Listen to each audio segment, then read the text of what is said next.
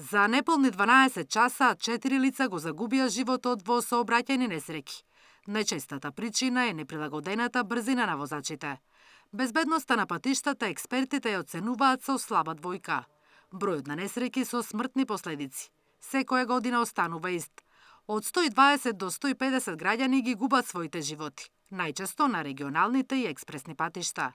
Покрај менталитетот, потребна е и поголема институционална вклученост. Во последниот период ги бележиме напорите на МВР, јавното предпријатие за државни патишта, како и Министерството за транспорт и врски, меѓутоа и другите институции кои ја тангираат областа сообраќај би требало да ги следат овие трендови на поажурна работа на овие министерство, да препорачам до локалните единици или единиците за локална самоуправа да преземат одредени иницијативи во своите општини за подобрување на состојбите.